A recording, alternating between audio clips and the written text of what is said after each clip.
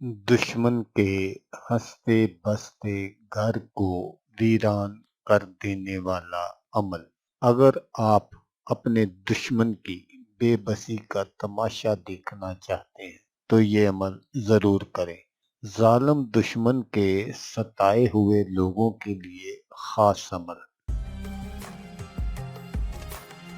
अस्सलामुअलैकुम दोस्तों मैं हूँ आमिर शाकर अली शाकर। तो दोस्तों, आज जो मैं आपके लिए एक नक्श लेकर हाजिर हुआ हूँ, ये दुश्मन को मनचाही सजा देने के लिए उल्टी चाल वाला तावीज़ है। इस अमल में ना तो आपको कोई वजीफा पढ़ना पड़ेगा, ना कोई पढ़ाई करनी पड़ेगी। बस आपने एक नक्श बनाना है। ये एक ऐसा नक्श है जो दुश्मन की चीखें निकाल देगा। तो दोस्तों, इन जैसे अमलियात की हमें ज़रूरत क्यों पेश आती है? बाज़ मर्तबा ऐसा होता है कि हमारे जो दुश्मन होते हैं वो बहुत ताकतवर होते हैं। उनकी हर जगह पर सुनी जाती है और हमारी कहीं भी सुनवाई नहीं होती। तो ऐसे जालिम दुश्मनों को सजा देने के लिए ही ये नक्श मैं आपके साथ शेयर कर रहा हूँ। लेकिन दोस्तों, मैं यहाँ आपको ये बात बताता चलूँ कि आपने छोटी छोटी बातों को अपनी अना का मसला नहीं बनाना। ये ऐसा अमल है जो अपना आप दिखाए बिना नहीं रहता। तो इसलिए आपने इसको ऐसी जगह इस्तेमाल करना है जहाँ पर आपका जो दुश्मन है वो बहुत जालिम हो और उसने आपको बहुत ज़्यादा तकलीफ दी हो। तो फिर आपने इस नक्श को इस्तेमाल करना है। ये अमल आपने तब करना है। नक्श बनाने का जो तरीका है वो आप गौर से सुन लीजिएगा, देख लीजिएगा, ताकि आपकी जो मेहनत है वो ज़ाया ना हो। तो दोस्तों, सबसे पहले आपने इस तरह के 16 डब्बे बना लेने हैं। उसके बाद आपने ये इसका खाना नंबर 1 है। ये उल्टी चाल वाला नक्श है और ये दुश्मन के सारे काम जो है वो उल्ट पुल्ट कर देगा। तो सबसे पहले आपने यहाँ से शुरू करना है। ये इसका खाना नंबर 1 है। यहाँ आपने 8 लिखना है। उसके बाद ये इसका खाना नंबर 2 है, तो यहाँ आपने 7 लिखना है। तो उसके बाद ये इसका खाना नंबर 3 है, यहाँ आपने 6 लिखना है। तो उसके बाद ये इसका खाना नंबर 4 है, यहाँ आपने 5 लिखना है। उसके बाद ये इसका खाना नंबर 5 है, यहाँ आपने 4 लिखना है। उसके बाद ये इसका खाना नंबर 6 है, यहाँ आपने 3 लिखना है। तो ये इसका खाना नंबर 7 है, यहाँ आपने 2 लिखना है। तो ये इसका खाना नंबर 8 है, यहाँ आपने 1 लिखना है। इसके बाद ये इसका खाना नंबर 9 है, यहाँ आपने 16 लिखना है, 1 और 6। उसके बाद ये इसका खाना नंबर 10 है, यहाँ आपने 1 और 5 लिखना है। तो ये इसका खाना नंबर 11 है, यहाँ आपने 1 और 4 लिखना है। ये इसका खाना नंबर 12 है, यहाँ आपने 1 और 3 लिखना है। तो ये इसका खाना नंबर 13 है, यहाँ आपने 1 और 2 लिखना है। तो ये इसका खाना नंबर 14 है, यहाँ आपने 1 और 1 लिखना है। तो ये इसका खाना नंबर 15 है, यहाँ आपने 1 और 0 लिखना है। तो ये इसका खाना नंबर 16 है, यहाँ आपने 9 लिखना है। तो जब आपका ये सारा अमल कंप्लीट हो जाए, आप ये सारा नक्श बना लें, तो उसके नीचे आपने अपने दुश्मन का नाम बमा वालदा लिखना है।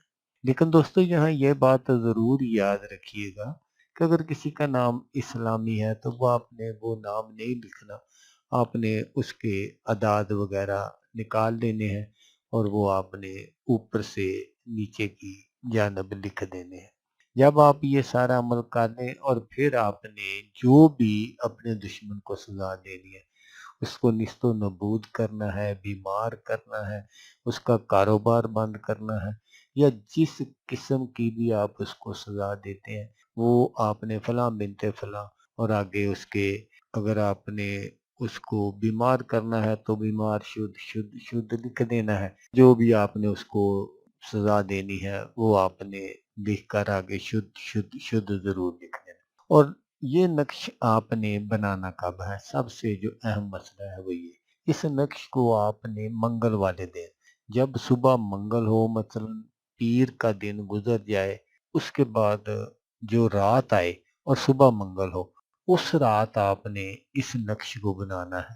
اس نقش کو آپ نے 10 یا 11 بجے کے درمیان رات کو بنانا ہے، اور جب آپ نقش بنا لیں تو صبح آپ نے جب فجر کی نماز پڑھ لیں، اس سے فارغ ہو جائیں، تو پھر آپ نے قبرستان چلے جانا ہے۔ تو اس سارے عمل کو آپ نے کیا کرنا ہے کہ ایک انڈا لینا ہے، انڈے کو آپ نے توڑ لینا ہے، اور اس میں جو سفیدی اور زردی وغیرہ ہوتی ہے وہ آپ استعمال میں بھی لا سکتے ہیں، لیکن اگر آپ نہیں استعمال کرنا چاہتے تو وہ آپ پھینک دیں۔ تو اس انڈے میں آپ نے اس نقش کو رکھ دینا ہے، رکھ کر آپ نے اس کو کسی کالے کپڑے سے بند کرنا ہے، اور اوپر سے جو ڈوری لگانی ہے وہ بھی کالے دھاگے سے لگانی ہے۔